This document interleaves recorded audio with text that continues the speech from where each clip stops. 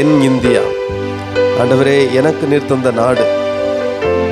ஆண்டவரே, இந்த உலகமே உம்முடையது. ஆண்டவரே, இந்தியா உம்முடையது. ஆண்டவரே, இந்தியா நாங்கள் பிரித்து எடுத்துக்கிட்டோம்.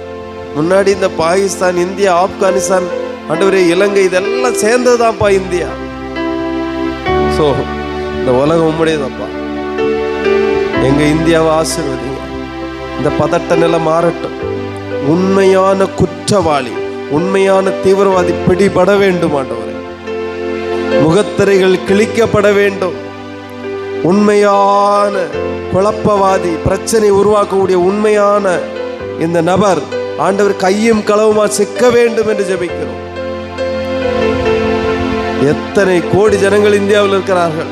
அத்தனை நிம்மதியை கெடுக்கக்கூடிய சாத்தானின் தூண்டுதலில் நடக்கக்கூடிய இந்த மனிதர்கள் தொடப்பட வேண்டும்.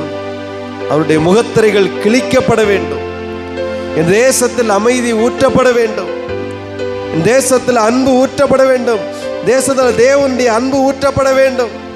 கர்த்தருடைய மகிமை இந்தியாவில் இறங்க வேண்டும் என்று சொல்லி எல்லாரும் சேர்ந்து ஜெபம். ஆண்டவரே, எங்கள் இந்தியாவுக்காக, எங்கள் இந்திய மக்களுக்காக, எங்கள் இந்தியாவில் உள்ள எல்லா மத மக்களுக்காக, எல்லா இன மக்களுக்காக, எல்லா மொழி மக்களுக்காக ஜெபிக்கிறோம். இராணுவத்தில் பணிபுரிய பிள்ளைகளுக்காக ஜெபிக்கிறோம். இறங்குங்கப்பா. இந்தியா ரட்சகர் அறியணும். இந்தியா ஒரு அமைதியை அடையணும். இந்தியா சமாதானமா இருக்கணும்.